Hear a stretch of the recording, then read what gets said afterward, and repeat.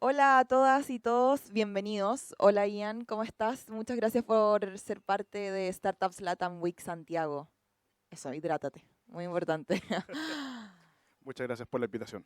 No, muchas gracias a ti por venir. Y me encantaría partir conversando acerca de algo que me llamó mucho la atención ahora que te estábamos ahí preguntando cuándo venías.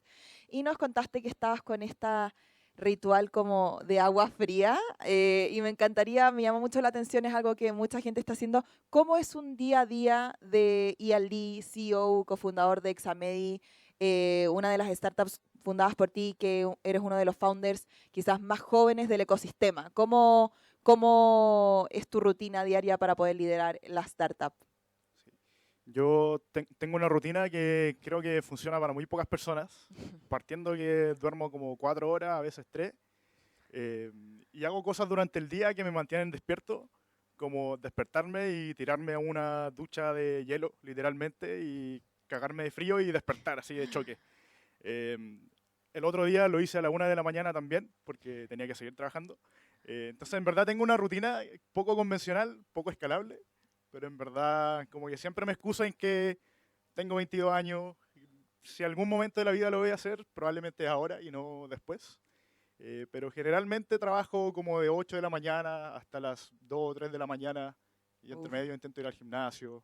Eh, Ahora, no diría que es smart work, probablemente hay horas que son muy poco eficiente, pero en verdad tengo la teoría de si uno aumenta la cantidad de horas que trabaja, algo productivo va a salir de esas horas adicionales.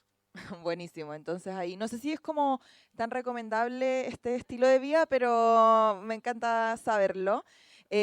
Ian, para los que obviamente yo creo que aquí todos lo conocemos, fundaste Examedi el 2021. Este mismo año fuiste a Y Combinator, el fundador chileno más joven y yo creo que de Latinoamérica en ser parte de la aceleradora estadounidense. Ese año fue muy bueno, el año pasado también. ¿Cómo ha sido este año para Examedi también? Si nos puedes recordar cuáles son actualmente las líneas de negocio, si siguen siendo las del principio o han ido agregando más. Perfecto. Les voy a dar contexto a todos más o menos, como si es que no conocen Examedi. Lo que hacemos es un ecosistema de salud digital a domicilio. Hoy en día ya no digo a domicilio porque tenemos telemedicina y es medio redundante decir a domicilio. Pero nosotros partimos en plena pandemia para que agendar el PCR en verdad sea más fácil. O sea, cuando partimos a propósito, realmente construimos un negocio que dependía 100% del coronavirus. El año pasado sufrimos mucho justamente porque desapareció. Pero partimos solo con el PCR. Desde hace más de un año y medio ya revertimos todas las cifras del negocio. Entonces hoy en día facturamos mucho más que lo que hacíamos antes con COVID, pero sin COVID. Y decidimos empezar a expandir líneas de negocio. De hecho, tenemos un equipo de nuevos negocios que tiene una meta bien agresiva de al menos 2 servicios nuevos por mes. Eso incluye líneas de telemedicina, kinesiología, masajes de todo tipo, los electrocardiogramas y varios servicios más. Y últimamente también nos estamos metiendo mucho al mundo de la nutrición y de la salud mental. Y en verdad diría que hoy en día estamos intentando hacer cualquier cosa que tenga que ver con el bienestar de las personas. Y la tesis un poquito ha ido cambiando en Examedi, porque nosotros, de nuevo, partimos siendo como el punto conector de la enfermera con el paciente, pero hoy en día vemos que el problema real de salud es que existe fricción por todos lados. O sea, por ejemplo, usando nutrición como un caso, hoy en día el común de la industria es que te mandan un PDF con una lista y fotos de yogures que uno puede comprar y de pan y cosas así. Y creo que a todos de acá les pasa que ven la lista, bacán, y no hacen nada porque está en un PDF, o sea, es muy difícil. Y al final la vuelta más digital que le estamos dando nosotros es, ¿por qué no puedo integrar algún tipo de supermercado dentro de Examedi? Cosa que compro al tiro mi carrito, que me recomendó la nutricionista.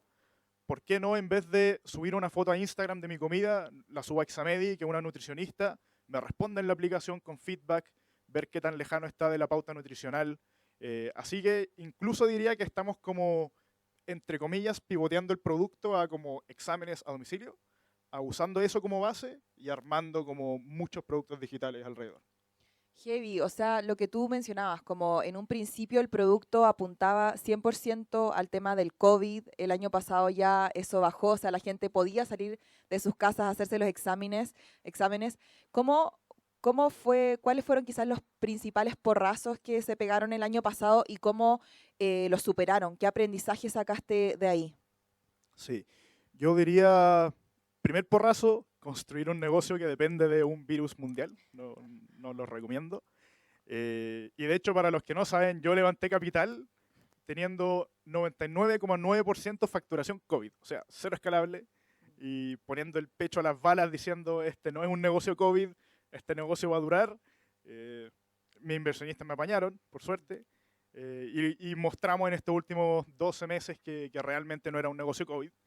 Eh, Diría que el segundo porrazo es que nosotros justo agarramos la ola, diría que fuimos los últimos como bendecidos por los dioses del Venture Capital, en la ola del Venture Capital, o sea, fue enero 2021, yo firmé mi term sheet de la Serie A y 5 días después apareció esta guerra Rusia-Ucrania, o sea, fue un timing impecable, pero diría que a comienzos de como esta sequía que hay en el mundo de inversiones, nosotros nos acaba de llegar la plata, empezamos a contratar, todos los problemas que teníamos los tratamos de tapar con muchas personas. Y en el fondo es chistoso que yo venga después de Book porque siento que la parte peor que hemos hecho hasta ahora es como la gestión de personas, yo diría, súper honestamente. Eh, y diría que en algún momento llegamos a una cultura donde habían 10 personas para hacer algo que antes lo hacía una persona en una tarde. Entonces, el primer porrazo, un negocio muy contingente de un evento en particular, y el segundo es que nos pusimos a contratar como enfermos. A pesar que todos nos dijeron al comienzo, no tienes que contratar, lo hicimos igual, la cagamos, y ahora aprendimos. ¿Y cómo solucionaron esas dos cosas, esos dos aspectos? Yo creo que el primero, nosotros cuando levantamos capital, hablamos con los principales inversionistas y les dijimos, desde ahora en adelante no vamos a hacer ningún tipo de acción de marketing, esfuerzo para coronavirus. Ya. Eso implica obviamente que la facturación nuestra pasó de esto a esto, de un día para otro, pero siempre confiados en que podíamos llegar al doble con otros exámenes y cosas que en verdad duran. Fueron como unos 12 meses que nos demoramos reconstruir toda la facturación, pero lo logramos y después de eso hemos ido creciendo. Y el segundo, te diría que es honestidad y transparencia total con el equipo. Ahora, yo no digo que lo hagamos hecho bien. El año pasado tuvimos un recorte, a comienzos del año, tuvimos un recorte de personas y al final lo que uno tiene que hacer como líder de una empresa es ser brutalmente honesto, cero flores a los problemas. Y lo que he visto es que las personas que realmente valen la pena tener en una empresa entienden como el motivo, entienden que al final, y yo siempre digo, la misión de Examedi es cambiar una industria. O sea, yo no veo que Examedi es parte de la salud privada o salud pública. Yo creo que de acá a 10 años Examedi es el servicio de salud, es el estándar de la industria de salud. Entonces al final esa misión se la transmito al equipo y les comunico, o sea, matemáticamente tenemos que hacer esto, tenemos demasiadas personas y la velocidad de crecimiento no da. Entonces hay que de alguna manera reajustar para que la curva llegue a los 10 años o 5 años, lo que sea, que necesitamos de maduración del producto. ¿Y cómo tú como líder abordaste esta situación de cambiar uno como, o sea, casi el modelo de negocio, como pivotear tanto y en un periodo también duro, o sea, como que hay que poner el pecho a las balas? ¿Cómo lo hiciste como líder? ¿Qué recomendaciones puedes entregar? Yo creo que mucho de esto tiene que ver con mindset. Yo antes tenía un coach, una CEO coach bien buena, que al final ha ayudado a emprendedores durante los últimos 10, 15 años y me hacía sentir que cualquier problema que yo tenía era un problema muy chico, súper tonto que iba a pasar. Y como que una vez que interiorizas, como en verdad nada es tan grave y al final si tienes una visión grande, demorarte 1, 2, 3 años más, en verdad no es el fin del mundo. Yo creo que con esa mentalidad como que cualquier problema que aparece lo puedo dejar pasar y enfocarme como en lo que está pasando. También como súper de coincidencia, me pasa mucho con emprendedores que también lo han hecho. Tengo un amigo que durante los últimos 24 meses ha tenido menos de 3 meses de vida. O sea, todos los meses ha extendido durante 24 meses y ahora ha levantado 500 millones de dólares. Entonces, uno ve que, como las startups, y probablemente los que piensan acá, Examedi está dando una charla y todo, no sé, yo me tengo que ir y trabajar y ponerme a programar.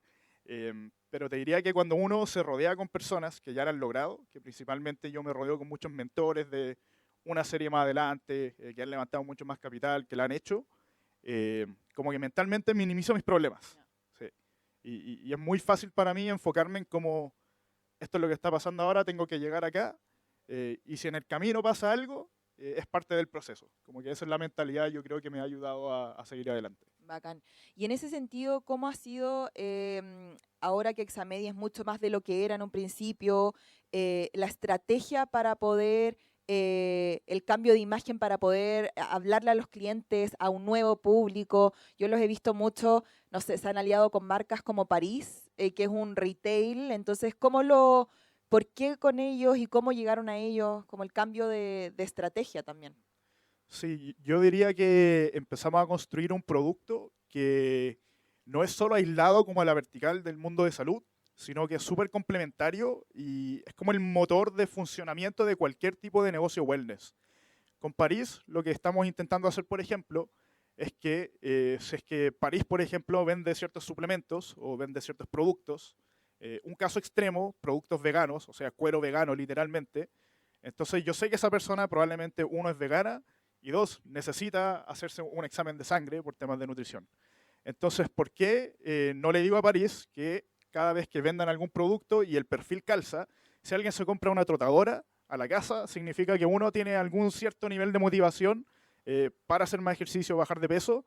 Entonces, el puente de eso a venderle un plan nutricional o a venderle un servicio de masaje deportivo a domicilio.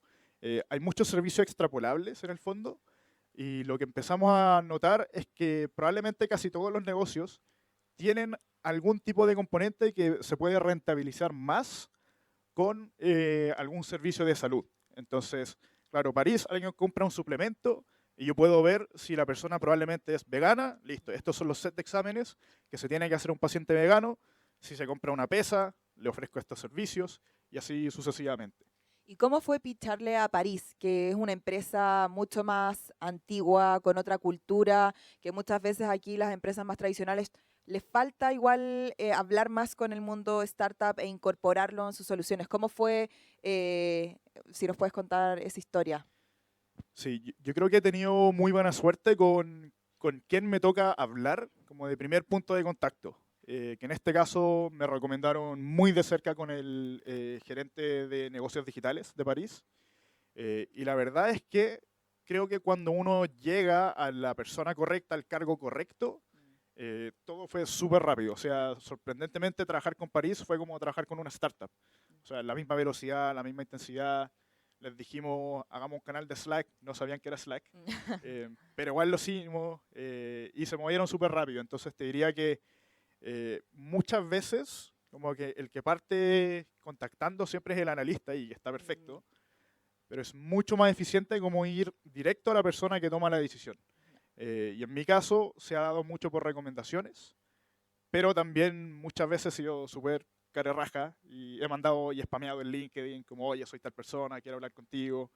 Y también les muestro números. No. O sea, obviamente les digo, esto es como idea mental, no sé cuántas personas que compran trotadoras van a contratar un plan nutricional, pero al menos suena bonito y en números se ve así. Entonces como que genero esta narrativa para que las personas al menos se convenzan de que hay algo como detrás de esta alianza y ahí en la ejecución se va viendo si tenemos razón o no. Súper como innovador el modelo, y cómo ya tienen primeros resultados de esta alianza y cómo ha sido, no sé, ellos los han presionado para ver si finalmente hay resultados, cómo también es tú como CEO, como abordar o estas expectativas de una empresa grande que quizás quieren como resultados al toque. Sí, te diría que ha sido más lento de lo que queremos, pero principalmente porque, bueno, París está en el grupo Cencosud y han tenido varios temas como más políticos y en las noticias. Pero dentro de todo, como a nivel mental, cualquier empresa para mí es otro partner. Entonces, si es que París me presiona un poquito más, solo por el tamaño de la empresa, la verdad es que no me voy a mover especialmente por eso, porque al final igual para mí la prioridad es darle valor al paciente, no a una empresa Sí. solo porque tiene muchos años en la industria. Entonces, diría que no dejo que eso me afecte mucho. Ya, bacán. ¿Y este tipo como de alianzas también lo están llevando a sus clientes en México? Ustedes llegaron allá el año pasado. ¿Cómo ha sido también abordar ese mercado, los porrazos que se han pegado allá y los aprendizajes? Creo que hablaron de pasar por Colombia y Perú antes de México. Sí, ahí Daría estoy. todo por haber hecho eso. Eh, en verdad México es un mercado súper difícil. De hecho, probablemente todos los que están en México saben que no es lo mismo que Chile. Todos hablan de un mercado, de un tamaño de mercado mucho más grande que Chile, pero al final considerando temas de que no todos están bancarizados, no todos son digitales. En verdad el mercado, al menos para mí, sin ninguna data, es como bien parecido a Chile, como dentro de todo. Eh, yo diría que en México, de hecho, por lo mismo tenemos un modelo de negocio un poquito distinto, donde nosotros somos la pata logística de los proveedores de salud. Entonces, principalmente trabajamos con un laboratorio que se llama Chopo, que es como el Red Salud de México. Hay como la misma cantidad de chopos que Oxxos en la calle, sorprendentemente. Y cuando alguien agenda domicilio, en la página web en verdad se inserta Examedi y Examedi le hace como toda la parte logística. Como white label. Exacto, sí. Y son contratos que al final yo en la vida he usado una vez terno, ni siquiera a mi grabación, y fue porque el gerente de Chopo me invitó a almorzar y dijo, sin terno no te dejan entrar. Como que hay cosas culturales muy raras que uno tiene que asumir nomás porque es México. Eh, Así que sí, diría que el primer porrazo igual para nosotros fue que intentamos partir contratando a un gerente, directamente a un gerente que llevaba 10 años siendo gerente de una marca grande de salud. Y rápidamente nos dimos cuenta que, claro, gerente, startup, como que no calza tanto, se manejaban presupuestos muy distintos. Entonces, también lo mejor que hicimos en ese camino para nosotros fue que nuestro co-founder y CEO se mudó a México, así que desde ahí como que todo empezó a despegar, en los últimos como 6 meses, 10 meses yo diría. ¿Y cómo fue esa comida con este gerente mexicano? ¿Cómo la sobrellevaste? Y no sé, también obviamente un factor también es tu edad. O sea, ¿cuál fue su reacción cuando llegó este joven emprendedor como con esta idea con Terno? Sí. De hecho, para mí mi edad siempre ha sido un factor demasiado positivo, como que nunca ha sido siquiera un poquito negativo. Y diría que por eso también duermo poco y aprovecho eso, porque se me va a acabar la ventana de tiempo. Pero yo en todas las conversaciones, tanto con gerentes, con potenciales personas nuevas, con personas que estoy conociendo, intento ser súper como, no sé, como casi como crudo, en el sentido de como nadie le gustan las formalidades, a nadie. Entonces, ¿por qué voy a ser formal? ¿Por qué le voy a hablar como de manera formal? Yo en verdad, como hablo ahora, hablo con todo el mundo, soy bien chucheta para algunas cosas también, y con los gerentes soy igual. Y yo creo que me va bien en particular con ellos, porque el 99,9% de las personas que llega a hablar con ellos viene bien vestido, viene con una presentación, viene con esto otro, y es como la rutina que tienen. Sí. Entonces, yo prefiero que el momento en el que estamos hablando nosotros sea como casi que de vuelta como al relajo, por decir así. Y además le gusta como el perfil como más joven, energético y más casual, en el fondo. ¿Y qué lo que tú decías? O sea, en 2021 todos estábamos preocupados por nuestra salud, muy enfocados en eso, luego ya ahora no tanto. Para las startups, HealthTech puede ser una odisea intentar como introducir sus soluciones, y aún más cuando es B2C, o sea, porque tenéis que hablarle directo a la persona, oye, cuídate, no sé. Entonces, ¿cómo lo están haciendo ustedes? Quizás con más foco en el B2C, y qué recomendaciones le puedes dar a startups que también quieren sobrellevar esta odisea de la health tech. Sí. Yo creo que hay que partir como pensando un poco en cuál es como el estatus actual del mercado de salud en Chile. Y de hecho esto me lo dicen mis inversionistas gringos. ¿Por qué invirtieron en Chile específicamente? Y fue porque Chile tiene un sistema de salud, también por temas políticos y todo, que es mucho más amigable de emprender que Estados Unidos. En Estados Unidos, por ejemplo, existen muchas empresas que te ofrecen telemedicina, otras que hacen exámenes y otras que hacen medicamentos. Porque aunque te hagas un examen y el prestador sepa que estás cagado del colesterol, no te puede dar ningún tipo de recomendación, porque es ilegal. Es ilegal ofrecerte algo o siquiera intentar ayudarte. Mientras que en Chile, que es insisto, es el mejor país para las health tech, tú le puedes dar ese valor adicional al paciente. Y de hecho yo creo que con muy pocas excepciones, cuando tú le preguntas a un paciente, si yo sé que tú tienes esto, esto y esto mal, ¿quieres que te diga cómo mejorarlo? Casi todos te dicen que sí. Pero después y me pasó el año pasado que fui a un panel de salud y hablaban todo como de la privacidad de los datos y de la seguridad de los datos. Y en verdad no, o sea, preguntémosle al paciente, ¿quiere que lo ayude sí o no? ¿Quiere que un doctor vea la información sí o no? Y al menos en nuestro caso, te diría que casi siempre sí. Y en el fondo por eso podemos seguir dándole valor al paciente. También te diría que en particular, como las Health Tech B2C en Chile, tienen que ser súper rápidos en validar la hipótesis de lo que quieren hacer. Nosotros cuando partimos, era yo, que tenía 18, 19 años, mi co-founder, que tenía 18 años, ninguno con familiar médico, nadie conocido en el laboratorio, y subimos un formulario de Google, literalmente con nuestro propio dominio, no fue nada más que eso. Lo conectamos a Slack, entonces alguien ponía mi nombre, edad, sexo y dónde vivo, y qué exámenes quiero, en el fondo, después del PCR. Y con eso abríamos Google Maps, poníamos la dirección, buscábamos el laboratorio más cerca y llamábamos al laboratorio y le decíamos, por favor, visita a este paciente que te queda a 2 kilómetros. Y partimos sin ninguna enfermera, sin ningún laboratorio. Probablemente era bastante ilegal, no tengo idea. Pero validamos y con eso empezamos a preocuparnos de, hagamos que escale, hagamos que, bueno, tengamos más disponibilidad, que no sea ilegal, obviamente. Y en el fondo diría que en salud hay tantas barreras que uno piensa que existen, pero en verdad hay muchas maneras rápidas de ir validando. Y te diría que eso es lo más importante para una health tech. Bacán. Y ahora la última pregunta de mi parte y después el público. ¿Qué se viene para 2024 para Examedi? ¿Cuáles son los principales planes y en qué fase están? Sí, yo creo que adoptamos, no sé si es buena la hipótesis o no, pero adoptamos la hipótesis de que en verdad la única razón de la cual, ¿por qué no todos se preocupan de su salud? Es la fricción. Suena medio tonto ahora que lo digo, porque probablemente es muy verdad. Y lo que queremos hacer nosotros es ser como el traductor de tu cuerpo, de lo que está pasando en tu cuerpo, hacia el paciente. Y para eso estamos creando muchos productos. También ya tenemos la base de los exámenes y todo, pero en la aplicación, en la tecnología, en el backend y todo. Y lo que estamos haciendo es crear nuevos formatos de los resultados, que todo sea visual, o sea, que no te llegue un PDF con números, que te llegue un gráfico de cómo debería estar de una persona de tu edad, de tu sexo, que vive en esta geografía, con tu contexto, tiene que estar acá, qué puedes hacer para llegar acá. Internamente tenemos muchos experimentos también con GPT-4, que básicamente, no sé, lo más simple que sacamos fue que te llegue el resultado, pero te lleguen como una set de recomendaciones. ¿Qué puedes hacer durante 10 minutos todos los días para mejorar tu resultado?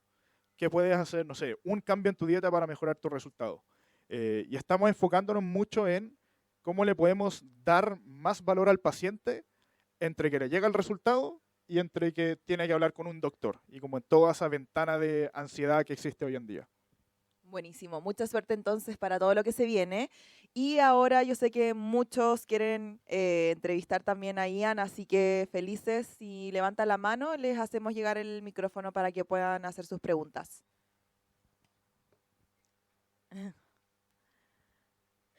Ahí la Catalina, que es fundadora del IVA, una biotech que va a estar también más ratito moderando un panel. Bueno, muchas gracias por tu entrevista. Tengo una duda. ¿Ustedes entonces lo que están proyectando en futuro con Examedi también va a integrar otros servicios como incluso diagnóstico a domicilio? Y va por ahí, ¿no? Sí, nosotros queremos hacer, ojalá, todo lo que sea portátil, llevarlo a la casa del paciente. Ya, tenemos que hablar después de esto. Buenísimo. Y segundo, ¿en algún momento están pensando incorporar inteligencia artificial? Sí, por ahora, como les decía, es como para bajar esta ansiedad que hay como... A mí me pasó en enero, agendé como 20 exámenes para probar el producto. ni siquiera miré mis resultados y 2 semanas después me llamó el doctor de Examedi diciendo, anda a la clínica, estáis cagados.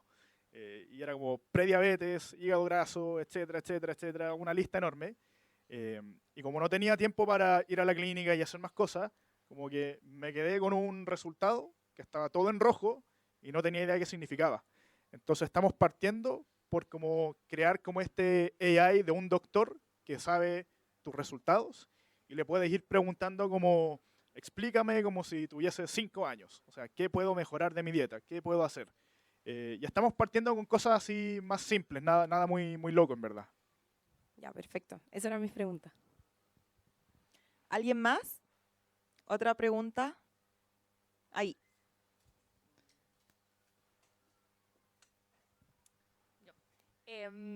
Una pregunta, justo decías que estáis más enfocados en todo lo que se pueda llevar a una casa, o sea, más portable. ¿En algún momento os imagináis migrando también hacia no un hospital, obviamente, pero hacia una clínica donde se puedan hacer algunos exámenes que uno no puede hacer en casa? Yo creo que eventualmente, así como en 5 años más, quién sabe si se justifica hacer eso, pero por ahora nuestra visión es súper rígida en que el paciente no quiere salir de la casa. Como hay que partir primero, todo lo que se puede hacer en la casa, que es la gran mayoría de los exámenes, hacerlo en la casa.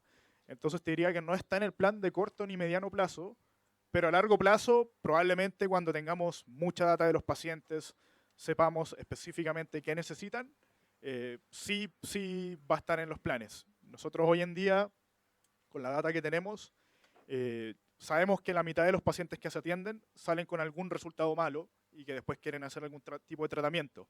Entonces ya tenemos suficiente data como para poder predecir, llega tal persona de la comuna tanto, tiene tantos años, probablemente le va a salir así. Es súper genérica la regla, pero dentro de todo nos permite como tomar decisiones de negocio. Hemos visto, por ejemplo, que si 1/3 de los pacientes que llegan y se hacen el examen de insulina salen diabéticos, entonces claramente necesito abrir más líneas de servicio para ese tipo de enfermedad crónica. Así que por ahora no lo hemos visto, pero en el largo plazo quizás sí. Buenísimo. Muchas gracias, Ian, por la conversación que estuvo súper entretenida. Ahora también le vamos a dar el pase a Diego Fleischmann, que es cofundador y CEO de Galgo. Así que muchas gracias. Un fuerte aplauso para Ian.